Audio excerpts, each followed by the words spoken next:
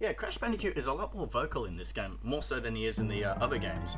I mean, everyone knows him for his whoa, but he goes yee-haw, uh-oh, and makes all these other noises. It's kind of a, you know, a one and done thing. Alright, Rolling Stones, which is actually another, it's a repeat of Jungle Rollers. Basically, it's the same fucking level, except, obviously, the band of Rolling Stones would be so proud. I know I would be. I made a fucking video about the Rolling Stones, about the album Sticky Fingers. Oh, that's right, and here's a dickish thing. You may have noticed, my Aku Aku is no longer here. I don't know why, but when I've beaten Papu Papu, I seem to lose my Aku Aku power-ups. I mean, what the fuck? That's just wrong. I think in Crash Bandicoot 2 and 3, they fixed that, where you continue to have your Aku Aku. Here it's like a fresh restart. Oh, so that's Embryo, that's Dr. Cortex's, well, I was going to say minion. Well, he basically is his minion. But he's the one who invented the Evolve Array. But he serves like Torna. He actually has a bonus stage, except the Brio bonus stages are a lot more harder, but they have greater rewards. They generally have more lives. It's just like, I don't know if he's trying to... Oh, he's got something... Oh, anyway. By collecting 3 of them, we get to play one of his games. So I want to see if I can get this Aku Aku. Oh, there we go. So, okay, TNT boxes, do not spin into them because you get blasted and you either die or you lose an Aku Aku. So the safe bet is to jump on them on top. That's your safe bet. But don't jump on these ones just yet. There is actually 2 boxes that I want to break. Well, the most important one is actually up on the top left. That actually has a Brio token. So... in this game, Crash Bandicoot is also very limited to what he can do. He's most, he comes off, I'll just do it right here so I don't fucking blow myself up, is spin and jump. That's all pretty much Crash Bandicoot can do. You can't do anything else that he's also known, like in Crash Bandicoot 2. All 3 especially. But there we go, we got a Brio token right there. But in the middle, if I can, we have a life. And I really would like to get the life because this game is actually, unlike Rayman, this game is very generous. They'll start throwing lives with you as if it was chicken dinner. Oh shit. After halfway in the game, you'll end up with 99 lives. Ah, damn it, I was in the blast radius. But yeah, doesn't matter. That's the safe way how you detonate a TNT box. A checkpoint right here. Although it would have been nice if I had another Aku Aku. Right. And Crash Bandicoot, I should say, in the later games he had a lot of death animations, but here it's kind of limited because normally when he dies it fades into a black screen as he just spins in a circle and goes, "Ugh, I give up." Alright. He can also get crisp or charcoal. He can get burned to a black charcoal in the later levels. I think he can get flattened by the boulders as well as these rolling stones. And of course he can fall into great high heights, like these pits. Crash Bandicoot does require a lot of patient jumping. Ah, see, I would have become invincible right there. Now if this shit happens, if you had the invincible mask, you can actually hit the that box up ahead and still get the 10 Wumpas. These crates that have the little lines on them, they're like prison grades. They always contain 10 Wumpa fruit, but here's the thing, is that you need to have stay in the rhythm to get all of those 10 boxes, those 10 Wumpa fruit. If you break the rhythm, then you'll start to get less and less. You've noticed that I jumped on one of them, and I didn't get 10 Wumpa fruit. I'd like to show it off next time I see it, so I can explain it to you on the go. But, no, later on I will. Like I said, these plain ones normally, oh here we go, normally contain Wumpa fruit. The question marks not always will have lives, they'll have mostly Wumpa fruit. So here's a normal, oh. Okay, you see what happened there? Because I didn't jump on the top box for the brief moment. That was why I was able to not get 10 Wumpa fruit. Same thing right there. You sort of break the rhythm. Although that demonstration was a little bit harder. I was kind of hoping there would be one where I jump on it a bit, hop off it, and then normally the boxes will smash. So you just got to stay on top of those boxes in order to get all 10 Wumpa fruit. In the first 2 games, it's kind of tedious. You got to jump on it 10 times. But Crash Bandicoot 3, you jump on it 5 times because you get 2 Wumpa every time you jump. Which I'm glad they actually fixed that, because it's not really a thrilling thing to be jumping on that box whilst getting 10 Wumpa fruit. And we can't get another gem right here because we need a blue gem in order to get down there. Yes, we have to access an area in which we can die. even though we can still die despite the fact there will be a blue gem there. Anyway, so we are nearly finished. Once we break this box, we'll actually have our last Brio token. Looks like Crash Bandicoot was about to eat its head. This is very optional though, you don't have to do this, but like I said, these are pretty tricky. For example, you got these TNT boxes. In fact, don't do it like that, do it like that. Just jump over the one up ahead. I mean, I make it look piss easy, but this is only the first one. Not every level's going to have a Brio token, a Brio bonus stage, but you saw how many lives I picked up right there. And there he is right there, doing his little chemistry. He's a fine alchemist. You get close to him, he fucking blows up. Yeah, so what Crash did right there, including in the bonus, that was what he would do if you die in any of the stages and you ignore the box tally. So that's why I said you cannot die at all.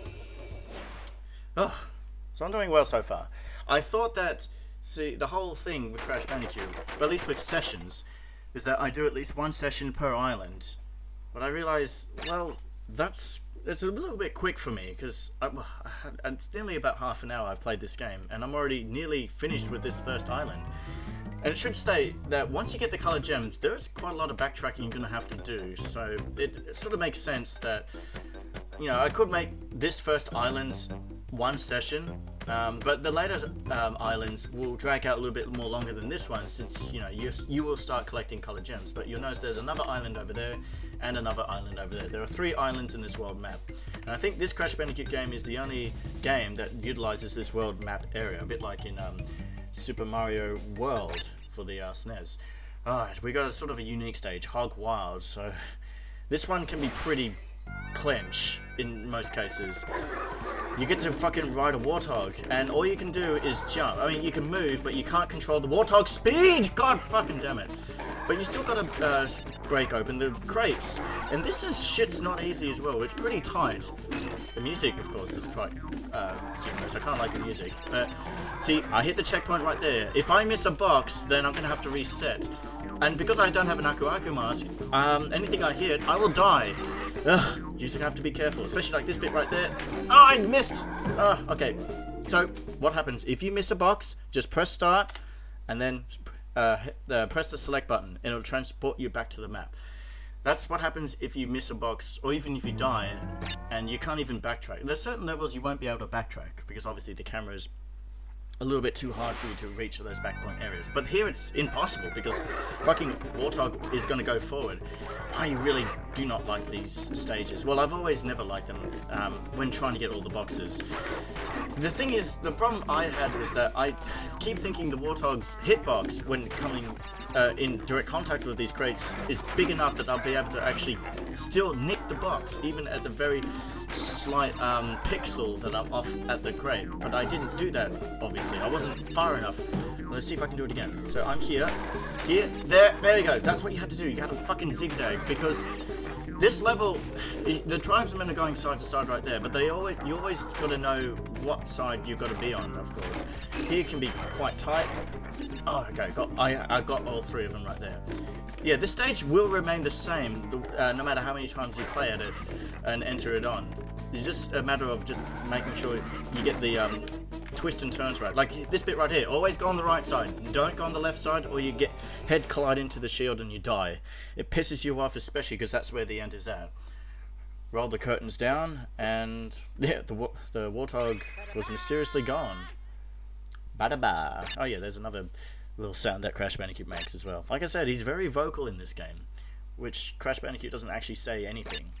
I suppose the first sort of central structured word he said was pancakes, but we don't talk about that.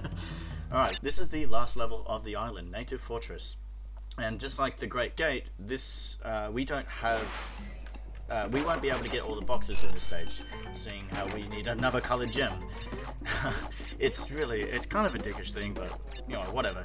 The game, I don't personally mind having to backtrack to previous levels in order to get the things we have to get, especially for 100's sake. Oh, and I have to restock on my Aku Aku again? That's bullshit. Yeah. The turtles can also help. If you jump on the turtles, then the shells act as a little bit of a trampoline. Though, For me, I'd still be careful. I still even clip the edge of the turtle shell and still get hurt. Still don't have no idea why.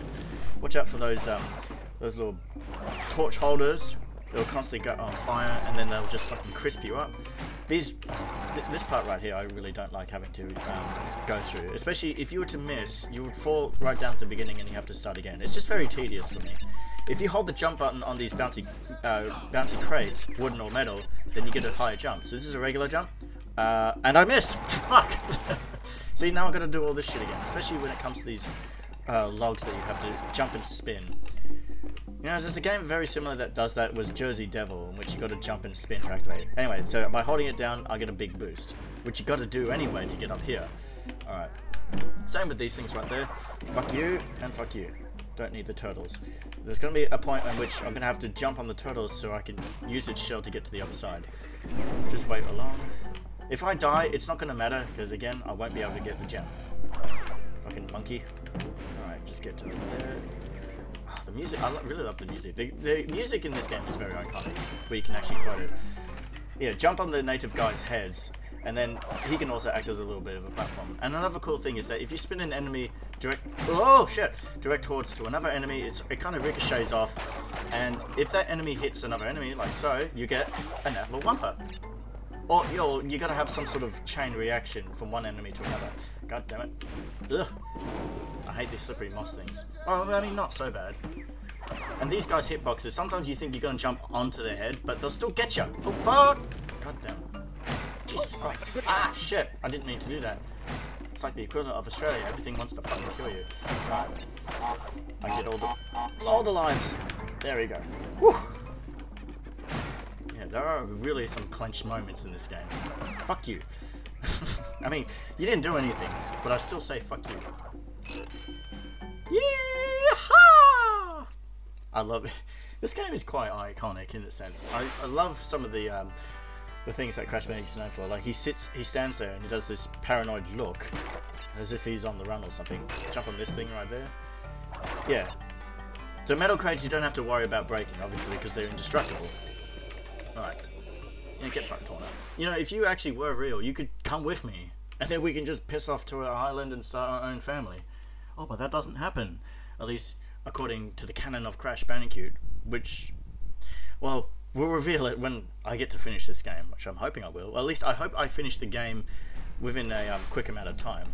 Right now I'm doing so well, but at the moment I say that, I'm probably going to fuck myself over, trying to get to the end as fast as I can. There's a YouTube video in which someone has actually played the entire game of Crash Bandicoot in one go, and they managed to actually do all the levels without ever dying, but more impressively, without even getting a hit, which is quite impressive. Alright. Oh shit! Oh, that was probably not a good idea, because I span from the top. Yeah, these log platforms will start to will move back. Yeah, see, right there? They reset back into the other point. Never do it from the top, because especially if you have a long way to climb up, it's just going to take a lot out of you. But it's not ideal to go after all the Wumpas, but I do, because fuck it. Again, more lives up. See, this turtle right here is going to act as a little bouncy platform box for me. And I love this concept. When you traverse more on the level, you actually got to start to see the island from it starts to get closer and closer. The lab's over there. I do like that concept. And so here, this is actually a little bit of a secret. If you jump right here on this this large wooden stake without the the spiky bit right there, you can bypass through all this hazardous shit and just say fuck you to everything else that this level will have to throw off her. But here's the end right there, which we'll have to jump, unfortunately. And make our way through. There we go. Oh, that's actually a nice little sound that the fire makes when they all burn. Yeah, all the fire burns at the same time, just to FYI. Get fucked, monkey.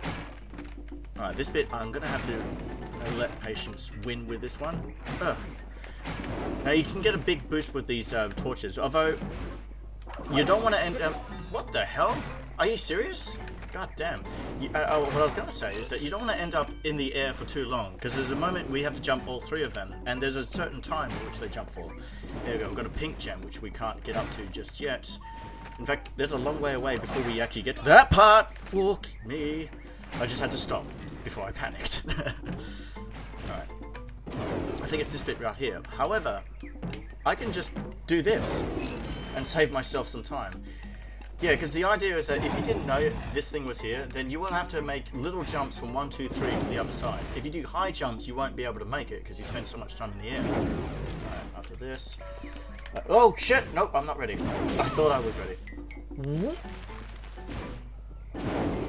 Oh, okay. That's nice to know. I got crisped, even though I thought I was safe. That's some shit I thought I'd never see. Oh, but it doesn't matter, because I'm not going to get the box anyway, because the blasted coloured gems up ahead. But yeah, everything else that I smashed from before, even enemies, have now respawned. And even backtracking is just not as out of the question. There's no point even backtracking, because again, it's not going to matter. In fact, once we get to the end, I'll demonstrate why. Alright. So I just got a life and then I pissed it away. That seems to be a very recurring thing that I do in these Let's Plays, especially from NES standards. So this is what you're supposed to do without the little save thing. 1, 2, and then 3! Big jump. Just so that you get that great distance away from the flame. Yeah, the fire has a huge hitbox, which is why I got crisped on the wooden beam right there. I don't understand. It's not a beam. I don't know. But yeah, it didn't work. But to make up for it, health, lives. Ugh, yeah, look at this shit. I've got 52 lives. The cap is 99 lives. But like I said, before even halfway of the game, you can get 99 lives. This game is very generous. See? Right there, we've got another one. Ah, fucking hell. I really don't like this moment where you have to... yeah, it kind of cuts out. This game sort of goes in a zigzag motion. You start from going left to right, then you have to go up, and then going back to across, once again. But again, you know... blame me for getting all these Wumpas, because I want the Wumpas. Oh yeah, make sure you break that box, because you can hear the teleporter near the end. There was one, I saw someone actually... again, I don't even follow my own advice. Don't spin from the top. I mean, yeah, I do that. But let's see if I can actually do it. Oh! I was just so close. Anyway. Yeah, this guy I've watched, this was at the point where he got all the boxes from going on the red gem. And then he could hear the teleporter. He jumped straight into the teleporter and missing that last box right there. Needless to say, he was quite pissed. And he had to start the whole level again. What a dumbass. But anyway. Yeah, see, he swipes his head, so he's had a pretty exhausting day. And no box tally, you just go straight to the map. I've explained it now, so I don't need to explain it any more further. Alright, so by completing that level, Crash Bandicoot just sort of, I don't know what he does, he wheels himself over to the next island. I suppose it suggests that he swam over, but who knows what dangers lie within the ocean. And yeah, you can go back just for the record. You think, oh, I'm on the next island?